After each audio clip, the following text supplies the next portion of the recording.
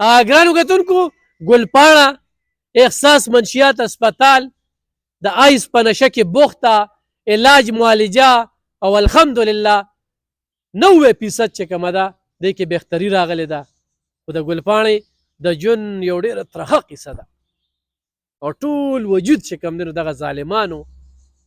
دغه عیاشانو هغه سوځولی دی داسې ده که جی دا څنګه دا بس مونږ پروګرام لتلو د پروګرام نه را روان مو او زما څه تیزاب یې را باندې راواچول او په تیزاب باندې زما ټول وجود سوځېدلی دی څومره وخت نه نشه کې بس یو 8 میاشتې مې شوي چې نشه مې کوله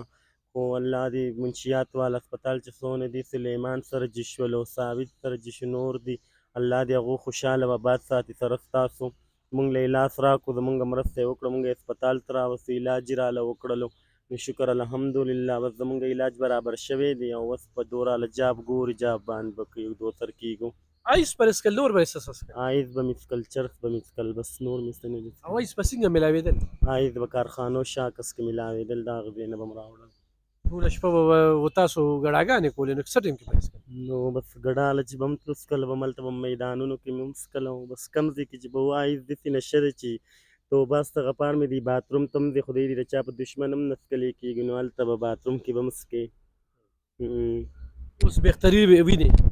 جی हाँ ډېر بهتر چې پنځه وخته مونځ او اودس کوم خپل ذکر اذکار کوم اور بس الله تعالی را نوې ژوند ناکو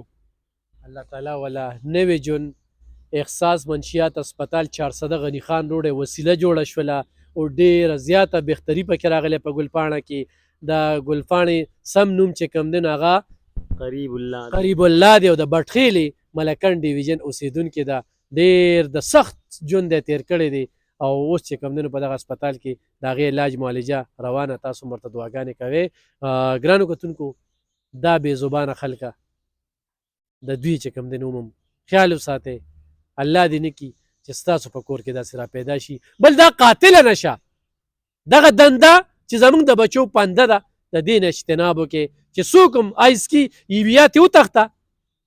یا یې وتښتوه